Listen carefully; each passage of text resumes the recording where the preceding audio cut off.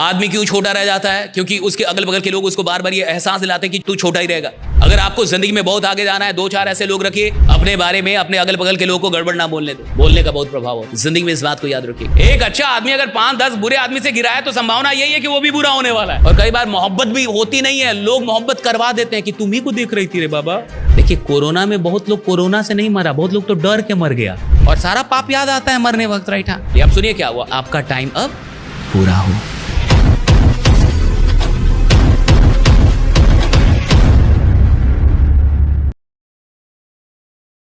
एक प्रोफेसर साहब थे, एक बड़ी अच्छी कहानी। एक प्रोफेसर साहब और एक फिलोसोफर, 2 लोग थे। तो एक प्रोफेसर साहब और एक फिलोसोफर, दार्शनिक, और एक प्रोफेसर जो कॉलेज में पढ़ाते हैं, दोनों बड़े अच्छे दोस्त। तो दोनों में विवाद हो गया कि कहने का असर होता है कि नहीं। तो प्रोफेसर साहब ने कहा कि कहने का कोई असर नहीं होता, सब बेकार की बातें हैं। लोग कहने आप क्या मान रहे हैं, उससे होता है जी। हाँ? और जो रहीम उत्तम प्रकृति का करित कुमित कुसंग, और चंदन विष व्यापत नहीं लपटत रहत। चंदन में थोड़े विष आता है, भले उसमें सांप, लेकिन वो तो रहीम कहते हैं कि भाई अच्छा आदमी कहीं भी रहेगा, अच्छा ही रहेगा, लेकिन वो रहीम के ऊपर तक जाए तब तो, उस स्तर का हो तब तो। आप थोड़े रहीम के स्तर में। एक अच्छा आदमी अगर 5-10 बुरे आदमी से गिरा है तो संभावना यही है कि वो भी बुरा होने वाला है। इतना कंट्रोल नहीं है उसका कि वो संगति में बुरा ना हो। और कोई भी नशा, वो नशा नहीं होता, संगति का नशा होता है। आप संगति छोड़ दीजिए, शराब छूट जाएगी। आप संगति छोड़ दीजिए, सिगरेट छूट जाएगा। आप संगति छोड़ दीजिए, जिनके साथ पीते होते हैं उनका साथ छोड़ दीजिए, देखिए छूट जाएगा। क्योंकि नशा चीजों का नहीं है, संग का है। अब देखिए, प्रोफेसर साहब का मानना था कि कहने होने का कोई प्रभाव नहीं होता, और दार्शनिक का मानना था नहीं, कहने का प्रभाव होता है। तो दार्शनिक को लगा कि इसको क्या करें कि इसको समझ में आ जाए कि कहने का प्रभाव। एक दिन जब प्रोफेसर साहब अपने कॉलेज में पढ़ा रहे थे, तब ये दार्शनिक जो था वो इनके घर पे पहुंचा और इनकी वाइफ से मिला। और चूंकि ये तो दोस्त थे, पुराने दोस्त थे ये लोग, वाइफ उनको जानती थी, पहले से ही जानती थी। तो उन्होंने वाइफ से कुछ बात की कि ऐसा ऐसा कुछ करना है। तो वाइफ है कि नहीं मैं तो ऐसा कुछ नहीं कर सकती। तो कह नहीं, आप मेरे कहने से मेरी मदद कीजिए, कुछ समझाना है, इसलिए आप ऐसा कीजिए, मेरे कहने से। अब वो उतना बोले और पहले की दोस्ती है तो वाइफ मान गई कि ठीक। अब पूरा इन लोगों ने प्लान बना लिया। अब सुनिए क्या हुआ। अगले दिन जब प्रोफेसर साहब जगे, और जग के बेटी होता है ना कि आप अपनी बेड पे है और चाय वाइफ बना के लाती है, ऐसी वाइफ मिल जाए अगर तो आप बहुत सौभाग्यशाली हैं, राइट? तो वरना आजकल तो पुरुष ही बना रहे हैं। तो अभी क्या हुआ कि वाइफ लेके आई, चाय लेके आई, जैसे रोज लेके आती थी उस दिन भी लेके आई। और प्रोफेसर साहब जगे, तो जगते ही उनकी वाइफ ने कहा कि आपका आंख थोड़ा लाल लाल दिख रहा है, तबीयत ठीक है ना आपका? तो ये प्रोफेसर साहब उठे, थोड़ा आईने के सामने गए और देखे अपना आंख। तो कहे मेरा आंख तो ठीक ही, अंदर अंदर बोले इसी का आंख खराब हो गया है, मेरा आंख तो बिल्कुल सही है। तो उन्हें लगे कि वाइफ का आंख खराब है, इसके आंख में प्रॉब्लम आ रहा लग रहा है। तो चाय वो पी लिए, उसके बाद जाने लगे बन ठन के, जैसे जाते थे अपना। तो जैसे ही निकले तो बाहर में बगीचा था उनका। तो एक गार्डनर था बगीचे को जो देख रेख करता है, तो उसको राम सलाम करते थे रोज। तो जैसे ही राम सलाम किए तो उसने भी राम सलाम किया, कहा कि प्रोफेसर साहब आपकी तबीयत ठीक है ना, आंख थोड़ा लाल लाल आपका दिख रहा है। तब इनको याद आया कि वाइफ भी बोली थी, ये भी बोल रहा है। फिर भी ये थोड़ा सा ऐसे वैसे करके अपना चल दिया कि ठीक तो है, ऐसा तो कुछ नहीं है भाई। फिर वो रोज एक जगह पे चाय पीते थे, चाय की दुकान थी, वहां चाय पीते थे। अच्छा, चाय वाले से भी सेटिंग थी इसकी, जो फिलोसोफर था, जो दार्शनिक। अब जैसे ही चाय पीने पहुंचे तो चाय वाले ने भी यही बोला कि आपका तबीयत ठीक है ना, आंख आपका बहुत लाल लाल दिख रहा है। अब चाय पीते पीते सोचने लगे कि पत्नी भी बोली, गार्डनर भी बोला, ये भी बोल रहा है, कुछ तो गड़बड़ है। आदमी ही है, उसको थोड़े पता है कि सब सेटिंग है।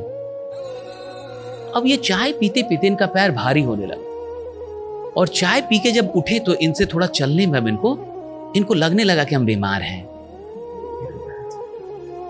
देखिए, कोरोना में बहुत लोग कोरोना से नहीं मरा, बहुत लोग तो डर के मर गया कि अब कोरोना हो गया, यानी बुलावा आ गया है, अब नहीं। और बहुत सारे लोग जो हॉस्पिटल में थे वो ज्यादा मरे। क्यों? उधर कोई मर गया, उधर कोई मर गया। तो सोच रहा हम क्या है, हम भी मरेंगे, हम भी तो इतना पुण्य नहीं किए हैं भाई। और सारा पाप याद आता है मरने वक्त, राइट? तो देख रहा है कि हर मिनट में लोग मर रहे हैं, रोहा रोहाहट हो रहा है।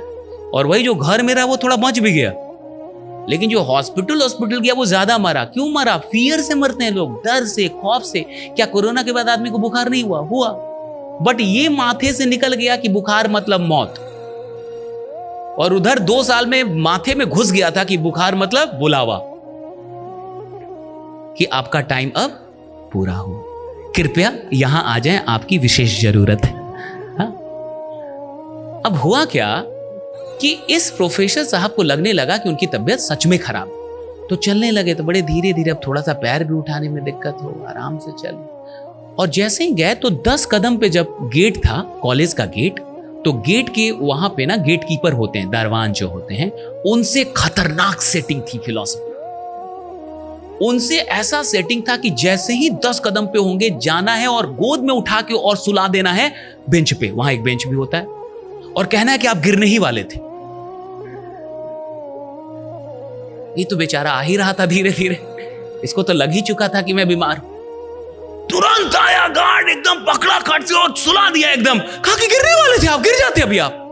अब तो ये कांपने लगे वहीं सोए सोए। अरे बाप रे, सुबह से ही खराब है। मैं तो पूरा बुखार हो गया था इनको, कांपने लगे, ठंड बुखार सब। उधर से दार्शनिक आया और कहा कि भाई ये सब सेटिंग था, बट अब तो दवा खाना होगा क्योंकि बुखार हो चुका है। जानने से तो बुखार नहीं ना उतरेगा, राइट? हाँ, अब तो दवा। बोलने का बहुत प्रभाव होता है जिंदगी में, इस बात को याद रखिएगा, बोलने का बहुत प्रभाव होता है। अपने बारे में, अपने अगल बगल के लोगों को गड़बड़ ना बोलने दो। कोई आपसे कह रहा है आप नालायक हैं, तो आप भी मत मानिए कि मैं भी नालायक हूं, तू भी नालायक है। सब मिलके नालायक होंगे ना। आदमी क्यों छोटा रह जाता है? क्योंकि उसके अगल बगल के लोग उसको बार बार ये एहसास दिलाते हैं कि तू छोटा ही रहेगा, तू बड़ा काम नहीं कर सकता, राइट? और वो भी मान रहा है गलती उसकी भी है, गलती उसकी भी कि उन्हीं के साथ उठ बैठ रहा है।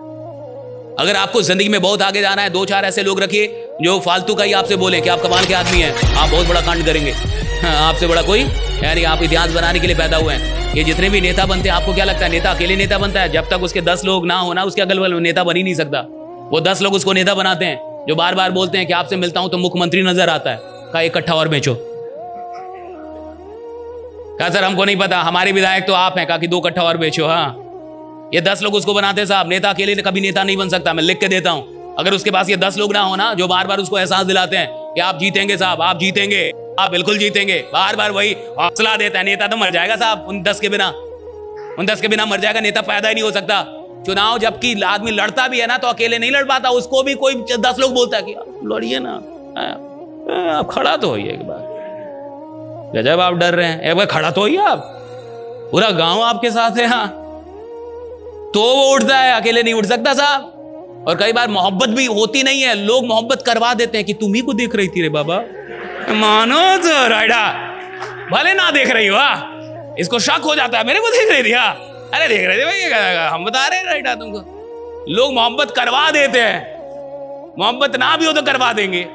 लोग नेता बनवा देते हैं, उसको नहीं बनना था, उसको 4 आदमी मिलकर नेता बना दिया। ताकि आप बनिए तो महाराज, आप खड़ा तो होइए आप। हाँ चलिए, आप आज से चप्पल छोड़ दीजिए, ऐलान कर दीजिए कि अब मैं चप्पल नहीं पहनूं। ऐसे करके नेता से सब कुछ छोड़वा देते हैं। 2-4 साल हारता है, 2-4 बार हारता है, तो 5वीं बार जनता दया पे जितवा देती है। मर जाएगा रे, दे दे अब इसको वोट, मर जाएगा ये, 4 बार से हार रहा है। और जैसे ही 5वीं बार जीतता है, वो 10 लोग तब तक जिंदा ही रहते, कहते हम ना कहते थे आप जीतेंगे, हमें पता था आप जीतने वाले, राइडा जानते हैं नेता बनेंगे आप।